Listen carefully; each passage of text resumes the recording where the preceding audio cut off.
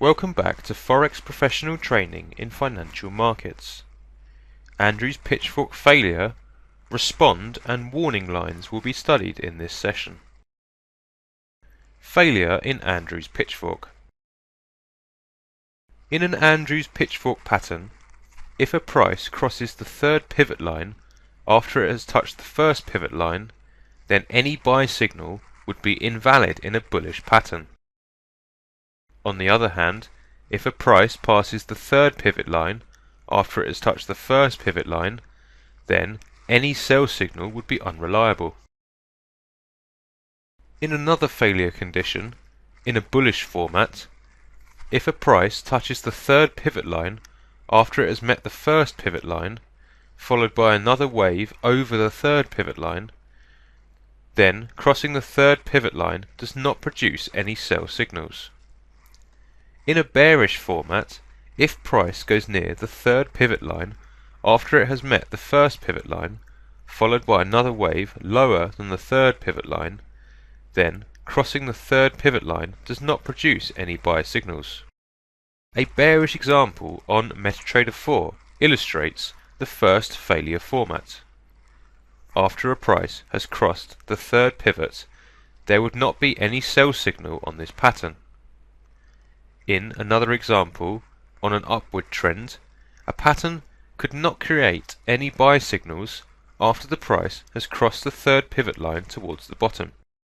The third failure format is formed when a price oscillates between the third and first pivot lines, followed by a movement towards the trigger line. In a bullish trend, if a price does not cross the trigger line and returns towards the top and touches the third pivot line, even if eventually price crosses the trigger line towards the bottom, a sell signal will not be valid or reliable. In a bearish format, if a price does not pass the trigger line and returns towards the bottom and touches the third pivot line, though price passes the trigger line towards the top, a buy signal will not be true or credible. A bullish example shows that the third failure type did not form. Thus, a sell signal was produced after the price had crossed the trigger line. The fourth failure on Andrew's Pitchfork patterns forms whenever price crosses a trigger line, then returns to it. In a bullish trend, if a price passes the trigger line towards the bottom and it reverses its direction towards the top after crossing the trigger line, followed by a reversal trend, even if the price declines lower than the trigger line, then a sell signal would not be valid anymore. In a bearish trend, if a price passes the trigger line towards the top, it reverses its direction towards the bottom after crossing the trigger line, followed by a reversal trend. Even if the price rises higher than the trigger line, then a buy signal would not be reliable anymore. In the previous example, candles could be formed above the trigger line, so a sell signal is valid. Small Andrew's Pitchfork inside a main pattern.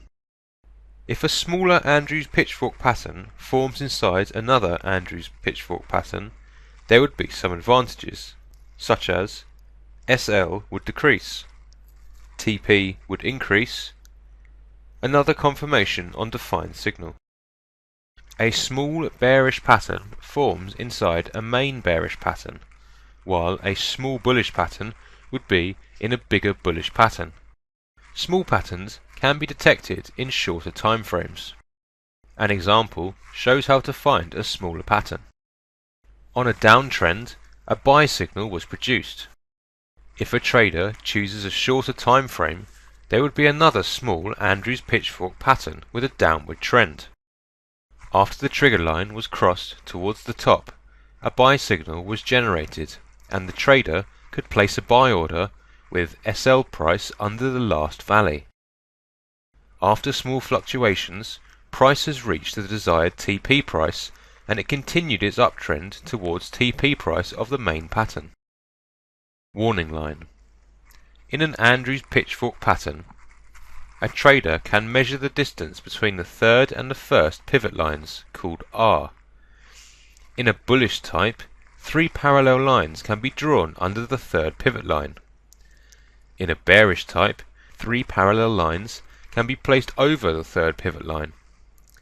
The gap between each line equals R. Each line may have considerable effect on a market price movement. Respond line. If the second and third pivots are connected by a line, then the direct distance between this line and the first pivot can be measured, known as L. 3 parallel lines with a line between the second and third pivots can be placed alongside the pattern with L distance from each other. It is assumed that a market price would change its trend near these lines. In an example, a pattern was drawn on a downtrend. In the MetaTrader 4 platform, a downward pattern was drawn and a trader could specify warning lines by placing the copy format of the pattern over it. The first line of the copy pattern on the third line of the main pattern. As the price increased, the second line of the copy pattern did not have a significant effect, while the price fluctuated as it reached the third line. In another example, a trader could draw a trend line to connect the second and third pivots. Then, a direct trend line could be placed between this line and the first pivot, known as L. A trader could copy and paste the trend line, L, by holding Control on the keyboard and double-clicking on the L.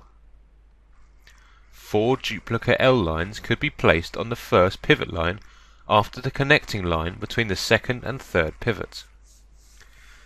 Market price trend did not show any considerable change on L1 and L3, while the price increased over the second pivot line and returned to the first pivot line on L2. Warning and respond lines do not guarantee that there would be a trend movement, while traders must consider them as effective spots on a market price trend. That concludes this session. Until next time and another session, take care.